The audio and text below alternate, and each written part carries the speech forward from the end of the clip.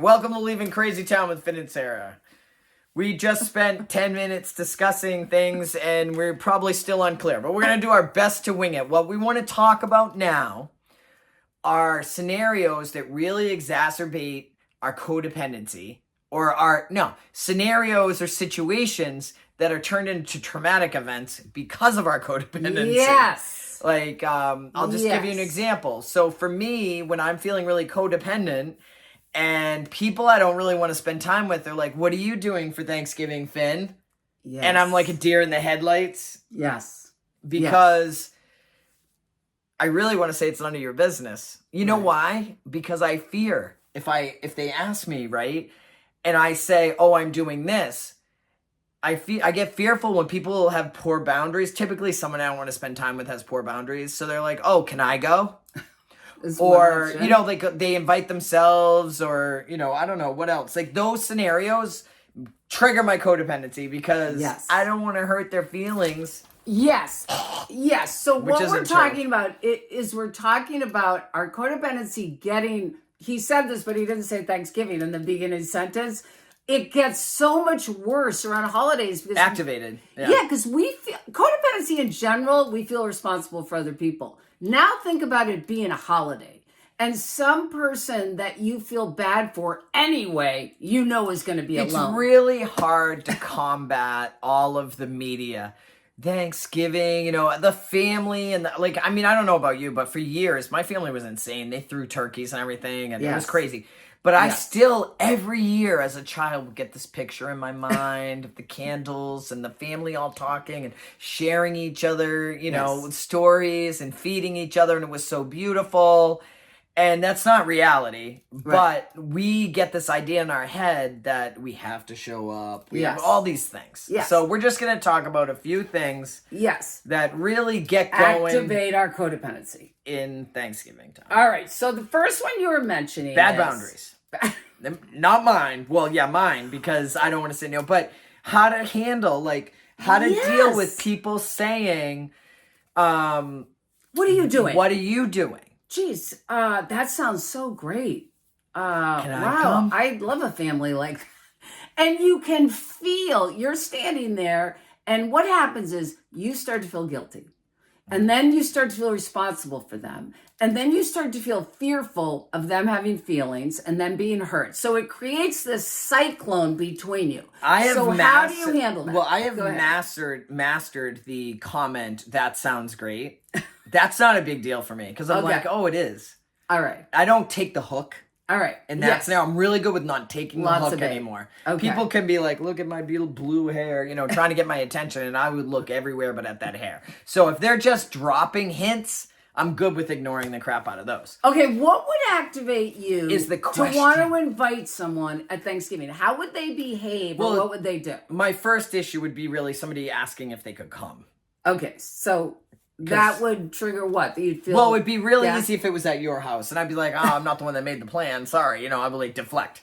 Ooh, good strategy. Yeah. Like, oh, I'm going to someone else's house. Sorry, I can't bring people. Great point. I'm not the one that's having it. Yeah. Right. Whatever. Those are easy. It's when they ask me and it's like at my house. I want to say, that's a really bad boundary. It's not appropriate to invite yourself or to ask if you can go to someone's house. I just think it's rude. And maybe it isn't, but it makes me so uncomfortable it is. Right. So, but I can. I know you guys are going to be shocked by this. Say no. I know you're gonna just know that your feelings around this period are gonna be heightened. So if you just say it really quick, nope, and then walk away. Yeah, which is so interesting because in a parenting book I read one time, that's his strategy a lot of times is to say no. Can I have some more cookies? No, and then you just turn around and you go to something else. Yeah, just leave. So, yes. Okay, but then the scenario you were talking about is, I'm walking down, I go to a meeting and I run into half my friends and they all like, oh, I have no place to go. Right. I'm going to be all alone on Thanksgiving. And I'm like, oh, I wish I could be. So this is the thing too.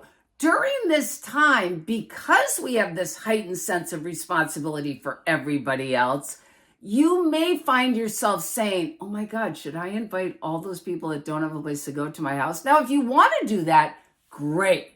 Or say they're asking for food for an alkathon and you don't have any time to cook, but suddenly you're like, oh, I should bake the pies.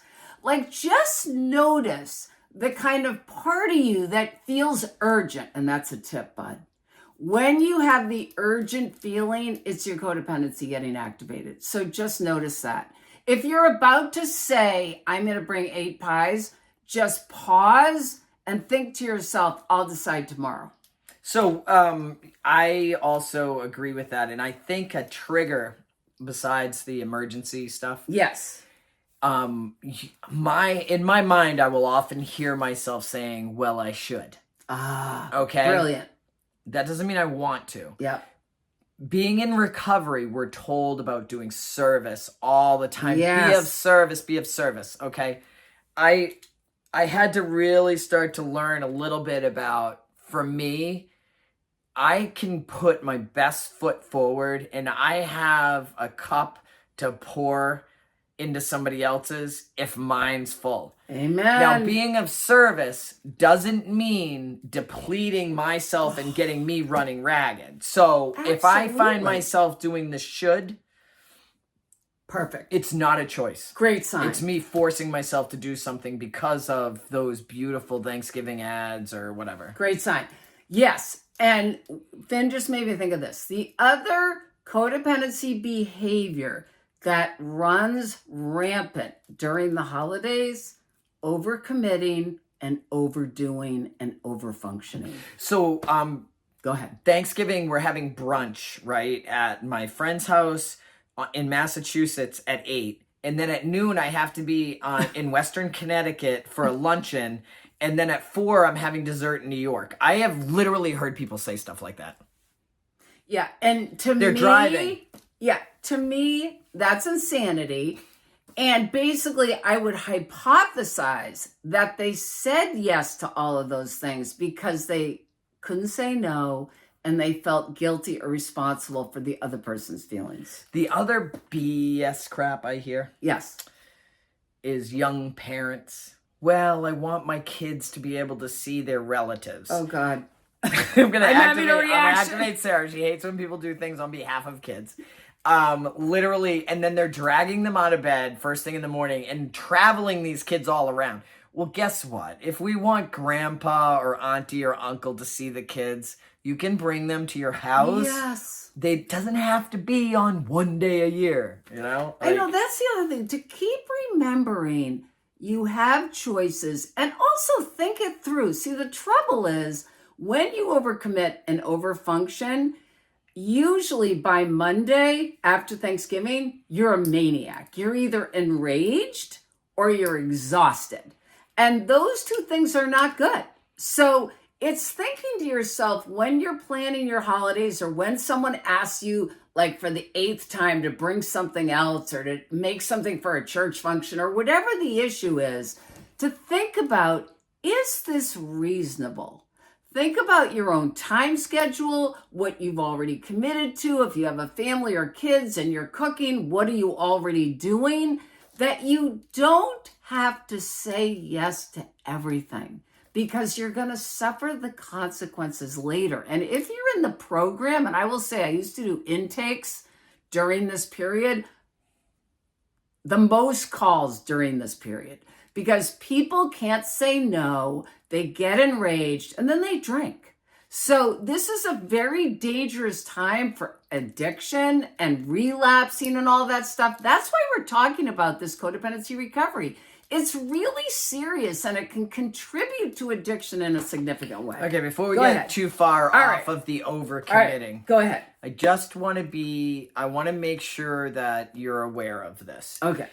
If you're someone who's done everything for everybody in the past, you've overcommitted, and you always met everyone else's needs. Yes. In the past, there more than likely will be the expectation from everyone around you that you will continue to do that. Yes. So it may feel harder to suddenly say no or to set a limit. It may shock other people.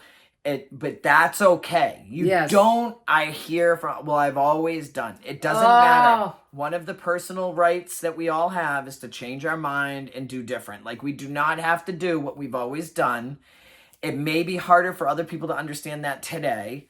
And the other thing is, you might want to pretend or not expect a pat on the back. Well, we do appreciate that you made 10 pies for the last 10 years. And of course you need a break. No. You might not get that response. That's all I'm going to say. But yes, don't make yourself, the thing with the overcommitting, what Finn, I think, is also saying is that don't make yourself a victim, right? Because a lot of times it's that martyrdom thing, which we don't talk a lot about and we really should talk more about. Martyrdom is a huge piece of codependency. I'm going to overcommit and I'm going to do all this stuff, and then I'm going to feel bad that nobody appreciated me. That is a whole separate thing. It wasn't what I was talking about, but that is definitely a thing. But I just wanted people to be aware that if they change their behavior this year, there could be a little heightened fallback if you have a history of constantly doing stuff. And just be aware, I'm sure you guys have heard, we teach people how to treat us. All right. And ask yourself, right? Okay. If you are following into that martyrdom thing, what is that doing for you? Yes. Because you clearly are getting a hit in some way from running yourself ragged and then going, oh, nobody appreciates me. Look at me, whatever. Is it worth it? Yes, I would say that it's really an unmet need, that for some reason, that's the only way for you to get some need met, whether it's attention or appreciation or whatever. So it's really looking at, what do I need to get met without sacrificing myself? I'm ending this video with a Thanksgiving story. Well, I want to add, go ahead. If you do have free time and you want to make us a pie, we love pie. Absolutely. Listen, I'm going to give you an example of setting a serious limit on Thanksgiving. So this is going to give you guys the courage to do it. So Thanksgiving dinner years ago was sober. Finn's heard this one. Sober maybe a couple of years, okay? At huge table, all of my family, my parents, I have 4 brothers, their wives, etc. Huge, all right? Having the usual dinner. Now, history, my father being a little inappropriate with me. We won't get into that. But, he has boundary issues. I get up to clear the table, and I go to get my father's plate, and he slaps me in the ass. And I lost it in the middle of Thanksgiving dinner in front of my entire family.